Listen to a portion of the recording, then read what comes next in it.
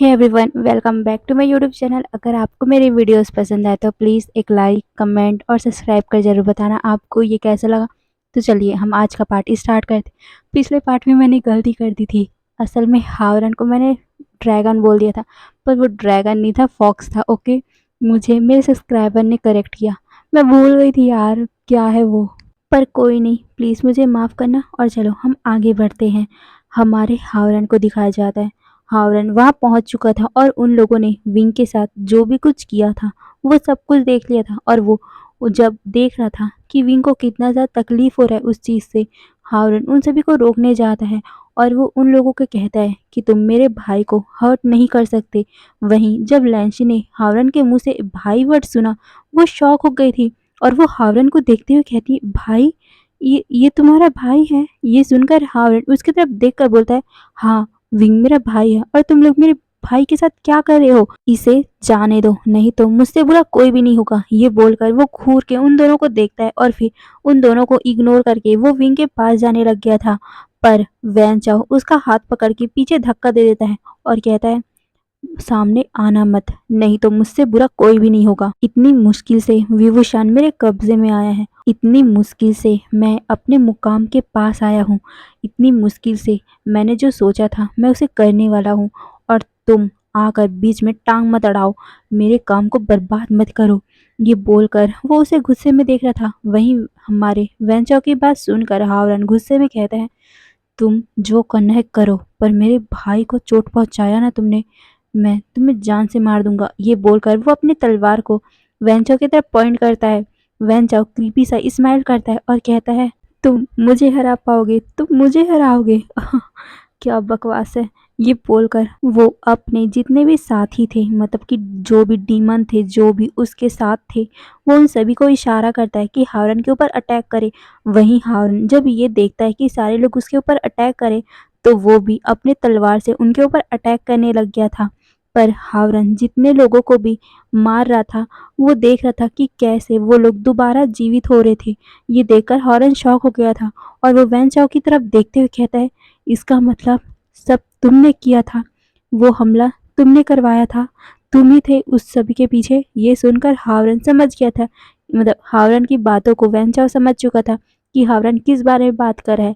अभी कुछ टाइम पहले ही उन लोग लड़ाई में गए थे ना, युद्ध में गए थे, और ये वहां भी तो वही सीन हो रहा था ना, जब भी वांग जी, हावरन और बाकी लोग उस डीमन को मार रहे थे, तो वो डीमन फिर से जिंदा हो रहे थे। यही सब हमारे हावरन को अब भी पता चल रहा है कि ये सब करने वाला और कोई नहीं, वैन चाओ है।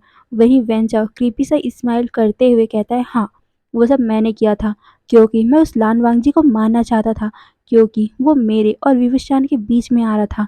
पर वो मान नहीं पाया क्योंकि विवस्वान ने उसे बचा लिया था। पर अब कोई नहीं, अब विवस्वान मेरे पास है। ये बोलकर वो विंग के फेस को छूने लग गया था। वहीं लैंसी तो बहुत ज़्यादा सरप्राइज हो गई थी। अभी उसे सच्चाई पता चला, जिसका वो साथ दे रही थी वैन चाओ, वो उसके भाई को मारना चाहता है। उसे तो लगा था कि हावरन और विंग को, मतलब हावरन और वांगजी को विंग मैनिपुलेट कर रहा था, अपने दूसरे के बच्चे को वांगजी का बच्चा बनाकर उसे शादी करना चाहता था। पर उसे बिल्कुल भी पता नहीं था कि वैनचाओ ने उसे ट्रिक किया है और ट्रिक करने के बाद ही विंग को वो यहाँ लाया है। हमारी लिन के आंखों में आंसू आ गए थे और वो वैनचाओ को देखते हुए गुस्से में बोलती है, इसका मतलब तुमने मुझसे झूठ बोला था, इसमें विंग की कोई गलती नहीं थी, तुमने मुझे ट्रिक किया। हावरन कह रहा है कि विंग उसका भाई था, इसका मतलब है कि विंग और हावरन का ऐसा वैसा कोई रिश्ता नहीं है, और विंग के बेली में जो बच्चा है वो मेरे गगा का ही है, विंग प्योर है। तुमने मुझे झूठ बोला, मुझे मैनिपुलेट किया। ये सुनकर वैन चौक हंसते हुए, मतलब पागलों की तरह हंसते हुए कहता है, तुम पागल हो, इसलिए मेरे इतने से छोटे से बहकावे में आ गई थी। वैसे सच कहूँ, मुझे खुद नहीं पता था कि हावरन इस विभूषण का भाई है। पर कोई नहीं, भाई हुआ तो क्या हुआ, मुझे कोई लेना देना नहीं है। अब विभूषण मेरा होकर ही रहेगा और विभूषण के बच्चे को मैं ख़त्म करके अपने आप को पावरफुल बनाऊंगा। ये बोलकर वो हमारे, मतलब विंग को देखता है। वहीं लैंसी शॉक हो गई थी, उसके आंखों में इतने ज़्यादा आंसू बन गए थे, वो अपने आप को कर्ज करने लग गई थी कि वो कितनी ज़्यादा मूर्ख है, वो कैसे बहकावे में आ सकती है। उसके कारण उसने क्या कर दिया है अपनी बेवकूफ़ी में? विंग को उसने इतनी बड़ी खतरे में डाल दिया है। वो अपनी गगा को कैसे बताएगी? वो अपनी गगा को मुँह कैसे दिखाएगी? सब कुछ उसने क्या कर दिया? सब बर्बाद कर दिया। यही सब बातें हमारी लैंसी सोच रही थी और वो रोई जा रही थी। वहीं हावरन उन सभी डीमन से लड़ रहा था, पर कुछ भी नहीं हो पा रहा था। वो सारे डीमन बहुत ज़्यादा थे और साथ में इनायरन के कंट्रोल में थे। हावरन वहाँ पर अकेला था। वो पहले से ही थका हुआ था, क्योंकि 1-2 दिन पहले ही तो वो सारे युद्ध से वापस आए थे ना, और अचानक से फिर से युद्ध करना, हावरन को बहुत ज़्यादा थकावट महसूस हो रही थी। वहीं लैंसी बस रोते ही जा रही थी, जिसे देखकर हावरन बहुत ज़्यादा गुस्से में हो रहा था। उसे लैंसी पे बहुत ज़्यादा गुस्सा आ रहा था, पर वो कुछ भी नहीं कर पा रहा था। वो सिर्फ उस डीमन से लड़ाई कर रहा था, पर इतने ज़्यादा डीमन हो चुके थे वहाँ पास कि हमारा हावरन कुछ कर ही नहीं पाया। कुछ टाइम बाद उसकी चीख की आवाज़ आती है, जिसे सुनकर लैंसी अपनी आंखें खोलती है और वो हमारे हावरन की तरफ देखती है। हावरन बहुत ज़्यादा घायल हो चुका था। हावरन को देखकर, इस हालत में देखकर लैंसी खड़ी होती है, क्योंकि अभी तक वो फूट-फूट के रो रही थी, तो वो नीचे बैठ गई थी। और जैसे ही उसने हावरन को देखा, वो खड़ी होती है और वो वेंचाओ को देखते हुए कहता है, प्लीज़ उन्हें रोक दो, वो उसे मार देंगे, प्लीज़ उसे रोक दो। ये बोलकर वो उसके पास जा रही थी। वहीं वेंचाओ उसे गुस्से में देखते हुए इग्नोर करता है और वो विंग को देखते हुए कहता है, तुम अब सिर्फ तुम मेरे होगे और किसी के नहीं। ये बोलकर वो विंग के पूरे फेस में अपनी उंगली फहराया जा रहा था। वहीं लैंसी उसके पास आते हुए बोलती, वेंचाओ प्लीज़ उसे रोक दो, उन्हें रोक दो प्लीज़, हावरन मर जाएगा, प्लीज़ प्लीज़ रोक दो, मैं तुम्हारे लिए कुछ भी करने को तैयार हूँ, बस उसे रोक दो। ये बोलकर वो उसे प्लीड करने लग गई थी। वहीं लैंसी की बात सुनकर हावरन उसकी तरफ देखता है और कहता है, ओह कुछ भी करोगी? ये सुनकर लैंसी अपना सर हिलाते हुए कहती है, हाँ कुछ भी करूँगी, बस उसे रोक दो। ये बोलकर वो बार बार हावरन की तरफ देख रही थी। तभी वेंचो कहता है, ओके। ये बोलकर वो अपनी चुटकी बजाता है, जिससे जितने भी डीमन थे वो हमारे हावरन को छोड़ देते हैं। वहीं हावरन बहुत ज़्यादा ही घायल हो चुका था। हावरन जो अभी तक अपने फॉक्स फॉर्म में था, वो अचानक से ही ह्यूमन फॉर्म में आ जाता है और सीधा नीचे गिर जाता है, क्योंकि वो फॉक्स फॉर्म में उड़ रहा था ना और सभी डीमन से लड़ाई कर रहा था। पर सारे डीमन इतने ज़्यादा थे और इतने पावरफुल थे, जिस वजह से हावरन उन सभी के साथ लड़ाई कर ही नहीं पाया और बहुत ज़्यादा घायल हो गया। और बहुत ज़्यादा घायल हो गया, उसके बाद वो अपने ह्यूमन फॉर्म में आ गया और सीधा नीचे गिर गया।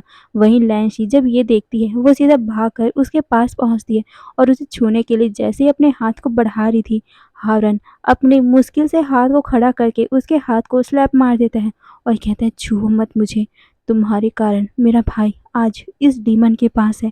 ये बोलकर वो वैनचाओ को देखता है और कहता है, अगर तुम्हारे पास ज़रा सा भी दिल है और ज़रा सा भी गिल्ट महसूस हो रहा है, तो लान वांग जी को बता दो इस बारे में। ये बोलकर वो लैंसी को देख रहा था।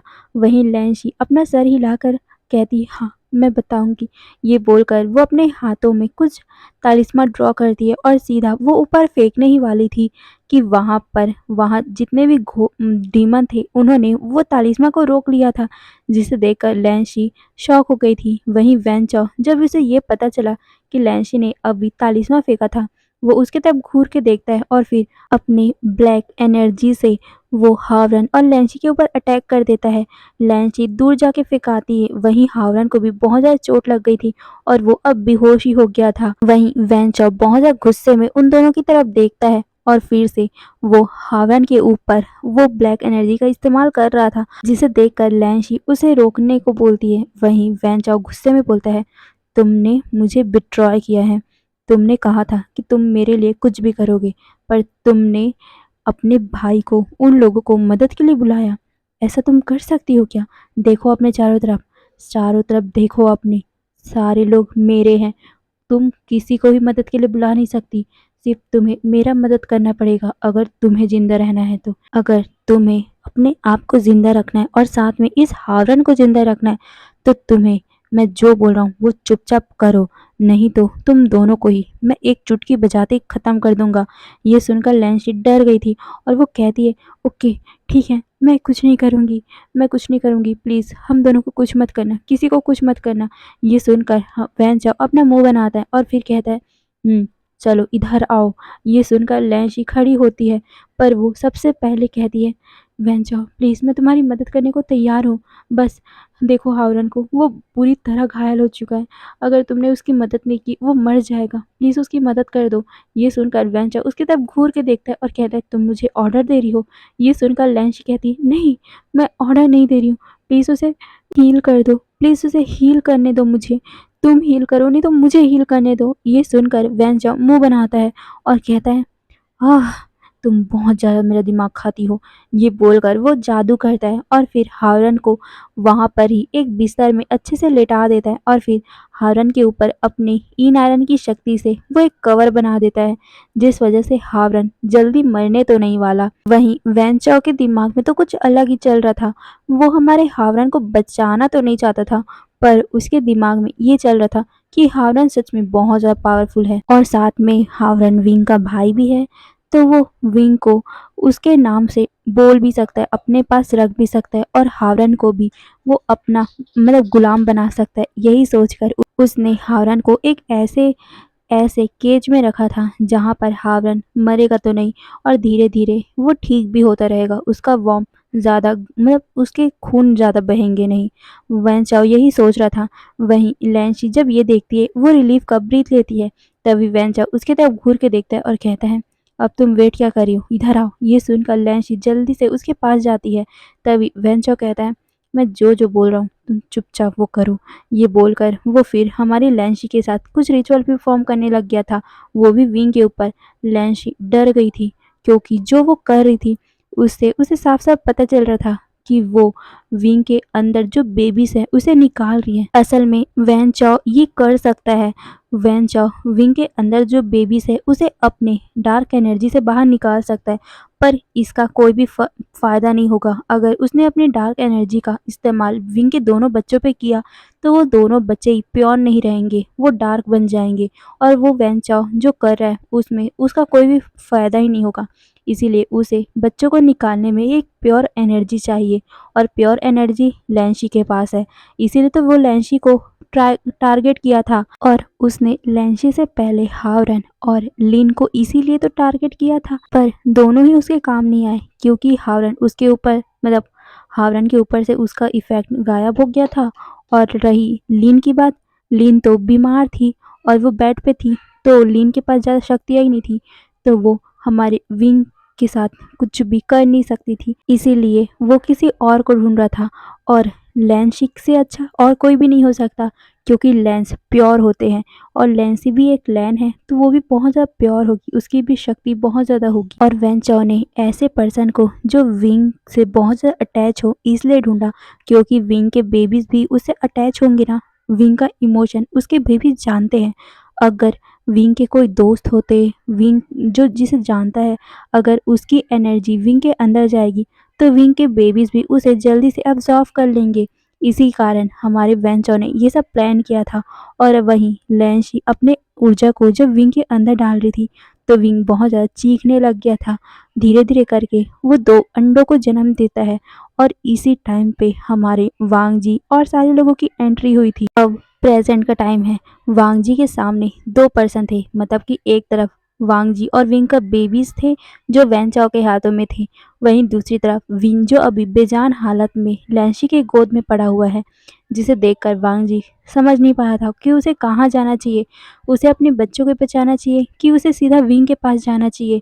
वहीं लैंशी रो रही थी और वो रोते हुए ही अपने गगा की आंखों में देखने की कोशिश कर रही थी, पर वो देख ही नहीं पा रही थी क्योंकि उसे बहुत ज़्यादा गिल्ट हो रहा था।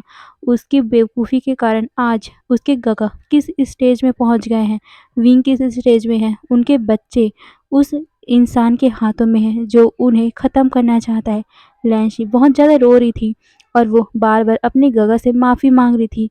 वो अपने गगा को बोलती है गगा, विंग मेरे साथ सेफ है, प्लीज़ आप बच्चों को बचाइए। ये सुनकर वांग जी अपनी बहन की तरफ देखता है। वो एक गहरी सी सांस लेता है। उसकी बहन के ऊपर उसे बहुत ज़्यादा गुस्सा आ रहा है, पर वो अपनी बहन से बहुत ज़्यादा प्यार भी करता है। इसी कारण वो अभी उसके ऊपर गुस्सा नहीं दिखाता और सीधा वो वेंचाओ की तरफ दौड़ता है। वहीं वेंचाओ अपने कदम को उस आग की तरफ बढ़ाने लग गया था और वो कहने लग गया था लान वांग जी, तुम बच्चों को बचाना चाहते हो, पर बुरी किस्मत, क्योंकि आज तो तुम्हारे बच्चे मेरे काम ही आएंगे। ये बोलकर वो सीधा उस आग की तरफ जा रहा था। वहीं वांग जी जल्दी से उठता है और वो जैसे ही देखता है कि उसके बच्चों को वैन चाओ उस आग में फेंकने ही वाला है, तभी वो बहुत जोर से चिल्लाता है कि नहीं, और वो सीधा उसी आग में कूद पड़ा था जैसे पहले विंग कूदा था उस आग में।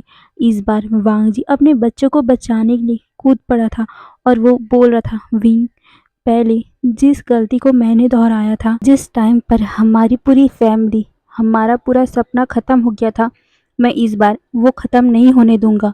मैं हमारी फैमिली को कुछ भी नहीं होने दूंगा विंग।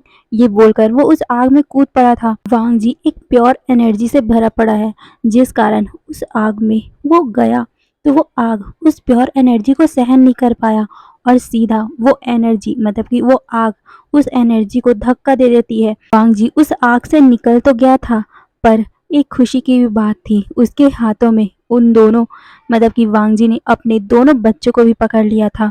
वो उस आग से बाहर निकाल चुका था। वहीं आग ने वांग जी को जब धक्का दिया तो आग में ब्लास्ट हो गया था और उस आग के ब्लास्ट होने के कारण वैन चाओ जो उसके पास ही में खड़ा हुआ था उसे भी बहुत जोर से धक्का लगता है और वो भी बहुत ज़्यादा दूर जाके फेंका गया था। और इसी ब्लास्ट के कारण सारे लोगों का ध्यान उस आग की तरफ जाता है। वहीं वेंचो को जब इतनी ज़्यादा चोट लगी थी तो वो सारे घोस्ट और सारे जितने भी वेंचो के वश में थे वो सारे अपने होश में आ गए थे और साथ में वो डीमन भी अपने अपने होश में आ गए थे। अब उनमें किसी तरह का भी डार्क एनर्जी नहीं था। हाँ, वो डीमन है तो डीमन के अंदर डार्क एनर्जी रहेगा, पर इन आयरन की शक्ति अब उन लोगों में बिल्कुल भी काम नहीं करी थी। वहीं विंग जो अभी तक बेहोश था, जो थोड़ा सा मतलब बेहोशी के हालत में ही था, जब उसने इतनी जोर से आवाज सुनी थी वो भी झटके से उठ बैठा था। वो बहुत ज्यादा ही शॉक हो गया था क्योंकि इतना जोर से आवाज था कि विंग पूरी तरह सदमे में आ चुका था। विंग इधर उधर देख रहा था कि आखिर हुआ क्या है। फिर जैसे ही उसने सामने की तरफ देखा, वही आग, वही दृश्य, ये देखकर हमारा विंग पूरी तरह शॉक हो गया था। वो चारों तरफ देख रहा था, चारों तरफ जो हजारों सालों पहले विंग, उसके बच्चे और वांगजी के साथ हुआ था, आज भी वही सीन है। इसे देखकर विंग बहुत ज़्यादा शॉक हो गया था। वो सबको देखने लग गया, वांगजी को देखने लग गया। वो अपने बच्चों को देखने के लिए अपने पेट पे हाथ रखता है, पर उसे अंदाज़ा होता है कि उसके बच्चे उसके पेट में नहीं है। हाँ, विंग बेहोश था, उस कारण उसे कुछ भी याद नहीं है कि कैसे उसके पेट से वो बच्चे निकले हैं। विंग शॉक होकर अपने पेट को देख रहा था और फिर वो सामने उस आग की तरफ देखता है। उसने यही मंजर एक और बार देखा था, पहले जब उसके बच्चे और साथ में विंग उसमें कूदा था तो ऐसे ही तो ब्लास्ट हुआ था। तो इस पर कौन कूदा होगा? विंग यहाँ पर है तो यही सोचते हुए विंग अपने आप को मुश्किल से खड़ा करने की कोशिश कर रहा था। उसे कुछ समझ में नहीं आ रहा था। वो सब कुछ प्रोसेस करने का ट्राई कर रहा था। वो अपने ही सामने, मतलब कि अपने थोड़े से दूर में लेंशी को बैठा हुआ देखता है। लेंशी भी बहुत ज़्यादा शॉक हो गई थी इतने बड़े धमाके से। वो बस सब सामने की तरफ देखे जा रहे थे। वहीं विंग लेंशी को देखते हुए उसके पास जाता है और कहता है, लेंशी, वांगजी, वांगजी कहाँ है और मेरे बच्चे कहाँ हैं? ये बोलकर वो उसे हिला रहा था। वहीं लैंशी सामने की तरफ देख रही थी और जब विंग ने उसे हिलाया तब वो विंग को देखती है और वो रोने लग गई थी और वो उसे इशारा करती है पहले आग की तरफ और फिर उस खाई की तरफ। खाई, इसे देखते ही विंग का दिल थम सा गया था। वो खाई, विंग को पता है, पहले भी उस खाई में विंग तो गिरा था ना। विंग को पता है वो खाई कितनी गहरी है। विंग अपने बच्चों को और साथ में इस बार अपने अल्फा को नहीं खोना चाहता। इसी कारण अब विंग उस तरफ भागने लग गया था। वैसे वो भाग भी नहीं पा रहा था क्योंकि अभी अभी उसका डिलीवरी हुआ था और अचानक से वो भागेगा तो उसे दर्द तो होगा ही, पर विंग को अभी इस दर्द से ज्यादा वांगजी और अपने बच्चों को खोने का दर्द है और वो भागते हुए सीधा उस खाई में कूद पड़ा था। वहीं विंग के दोस्त, सारे जितने भी लैंड फैमिली के जितने भी सदस्य थे, सारे लोग विंग को चिल्लाते हैं विंग के नाम से।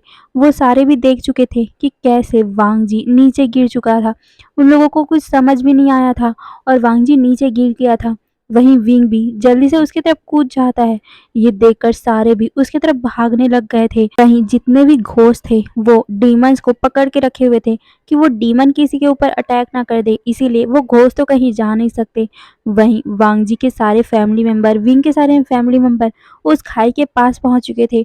वो खाई के नीचे देखने लगे। खाई पूरी तरह से डार्क, मतलब पूरी तरह से डार्क थी, जिस वजह से उन्हें कुछ भी दिखाई नहीं दे रहा था। वहीं विंग नीचे कूद तो गया था, पर उसका फ्यूनिक्स फॉर्म आ ही नहीं पा रहा था, क्योंकि विंग बुरी तरह से वीक था। अभी अभी उसकी डिलीवरी हुई थी और पहले से ही वो बहुत ज़्यादा वीक फील कर रहा था, जिस कारण से उसका फ्यूनिक्स फॉर्म आ ही नहीं पा रहा था।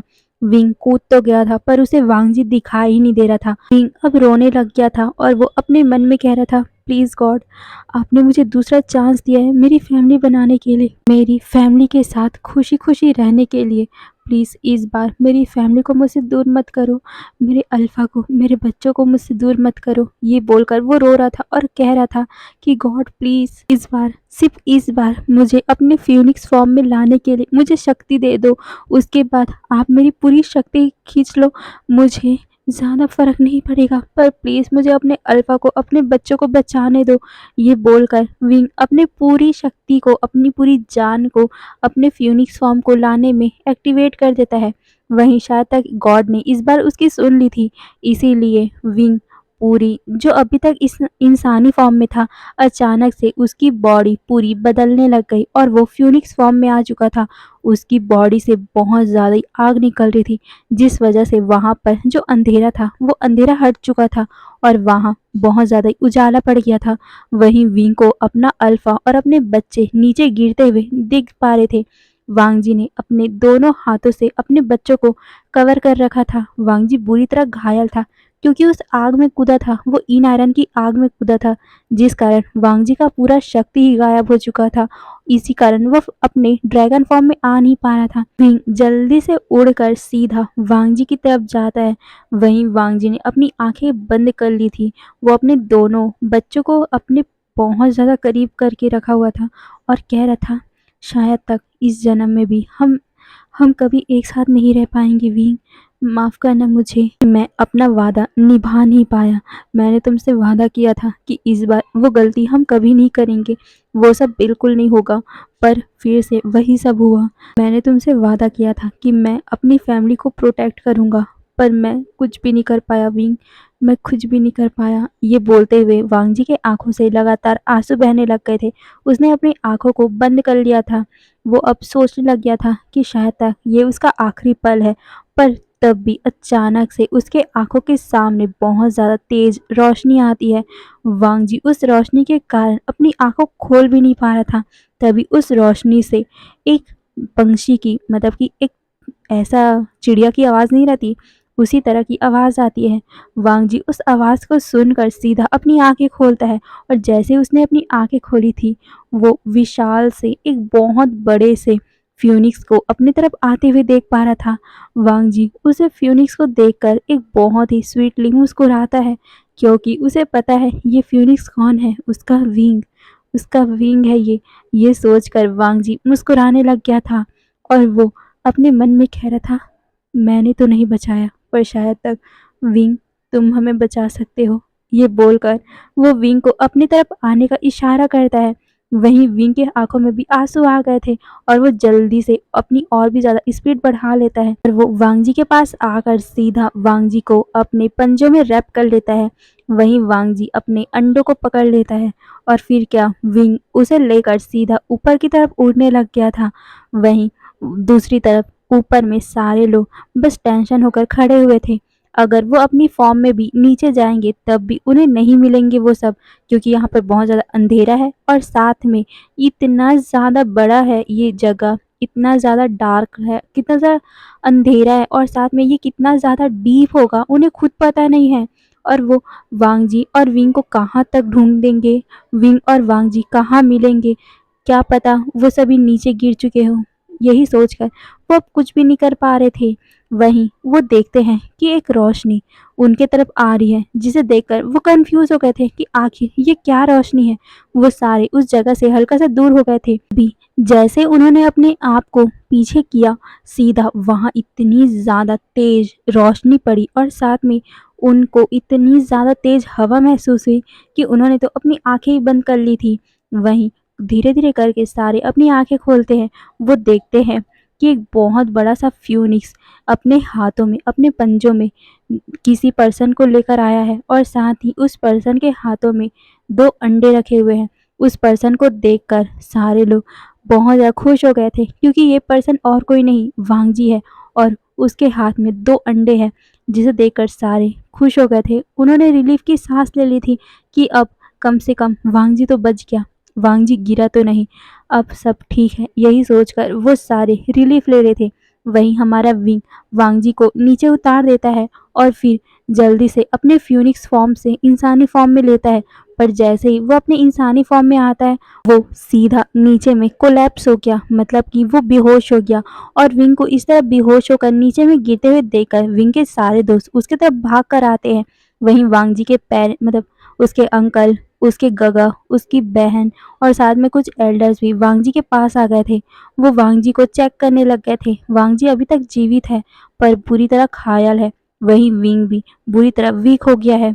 सारे लोग उन दोनों को देखते हैं, पर तभी वहां पर एक आवाज आती है, कोई भी हिलेगा नहीं यहाँ से। ये सुनकर सारे लोग उस तरफ देखते हैं। वहां पर वैन चाओ खड़ा हुआ था। वैन चाओ के हाथों में अभी भी वो इन आयरन पकड़ा हुआ था। वैसे तो वो इन आयरन पूरा टुकड़ों में टूट चुका था, पर भी वो इन आयरन भले ही टुकड़ों में हो, फिर वो बहुत ज़्यादा इफ़ेक्टिव है।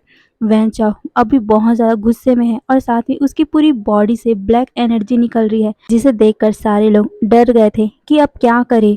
वो सारे अब अपने अपने तलवार को उठा लेते हैं और फिर उसके तरफ बढ़ने लग गए थे।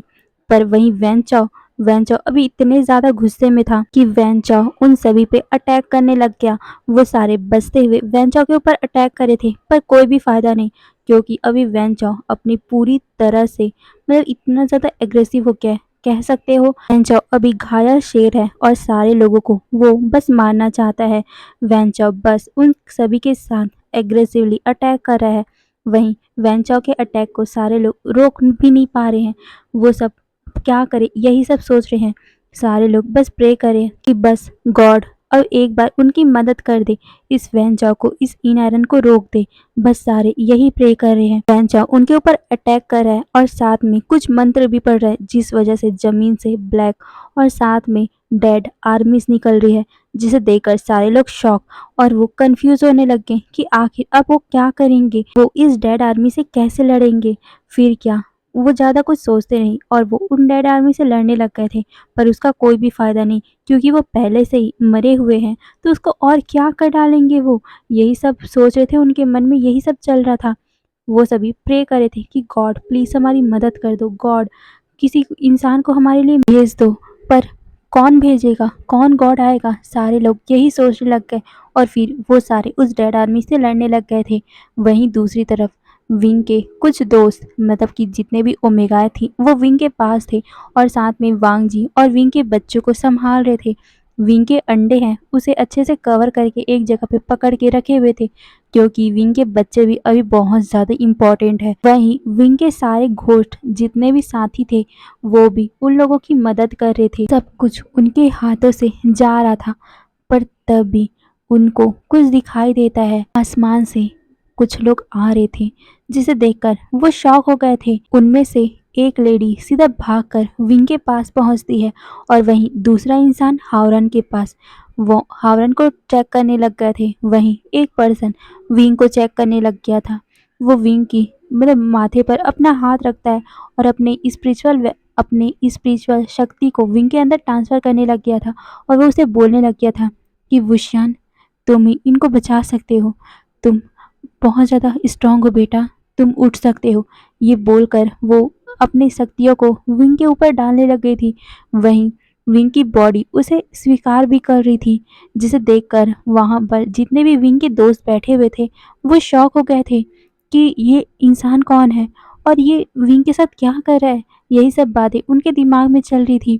तभी धीरे-धीरे करके हमारी विंग की आँखें खुलती है और जैसे ही अपनी आँखें खोलता है, वो अपने सामने किसी पर्सन को देखता है। वो एक ओमेगा थी और साथ में एक लड़की थी। वो हमारे विंग की मदर थी, जिसे देखकर विंग के आँखों में आँसू आ गए थे। विंग को अब सब कुछ याद आ गया था, जो अभी जो पहले वो भूल चुका था अपनी मदर के बारे में, अपनी पूरी फैमिली के बारे में। अब हमारे विंग को ये याद आ चुका है। वो अपनी मदर को देखकर रोने लग गया था और सीधा उसकी मदर उसे गले से लगा लेती और कहती, शांत हो जाओ बच्चा, शांत हो जाओ, तुम्हारी माँ तुम्हारे पास आ गई है। मुझे माफ़ कर देना, इतने सालों तक मैं तुम्हें ढूंढ नहीं पाई क्योंकि तुम्हारी शक्ति जागृत नहीं हुई थी। मैंने तुम्हारे पापा से बोला था कि मुझे जाने दो। उसी दिन मैं तुम्हारे पास आना चाहती थी, पर उन्होंने कह दिया था कि अब तुम्हारी किस्मत तुम्हारे हाथों में है। पर जब तुम्हें चोट लगी, जब ये सब हो रहा था, तो मैं सहन नहीं कर पाई। मैं तुम्हें मरते हुए नहीं देख सकती बेटा, इसीलिए मैं तुम्हारे पास आ गई हूँ। अब तुम्हें सब कुछ ठीक करना होगा विंग। तुम्हारा जन्म इन आयरन को ख़त्म करने के लिए हुआ है और आज तुम्हें अपना काम करना होगा। तुम अपना काम किए बिना इस तरह हार नहीं मान सकते। तुम मेरे बेटे हो, मुझे पता है तुम कितने ज़्यादा पावरफुल हो। जाओ विंग, जाओ, तुम्हें इन आयरन को रोकना पड़ेगा, नहीं तो ये सब कुछ बर्बाद कर देगा। जाओ, जाओ विंग। ये बोलकर वो विंग को इशारा करता है। वहीं विंग अपनी आंखों को ढंग से उस तरफ करता है और वो देखता है कि कैसे वैन चाओ इन आयरन का कंट्रोल करके सारे क्रॉप्स को अपने कंट्रोल में कर चुका है और कैसे वो सारे लोगों पे अटैक कर रहा है। ये देखकर विंग को बहुत ज़्यादा गुस्सा आता है। अब वो पूरी तरह से अपने एनर्जी के साथ था, क्योंकि उसकी मदर ने उसके ऊपर एनर्जी डाल दी थी, तो विंग को अब अच्छा फील हो रहा था। विंग खड़ा होता है और फिर खड़ा होकर सीधा अपने फ्यूनिक्स फॉर्म में आता है और फ्यूनिक्स फॉर्म में आकर वो सीधा ऊपर में उड़ने लग गया था और सीधा ऊपर में उड़कर वो अपने पंखों को बहुत तेजी से हिलाने लग गया था।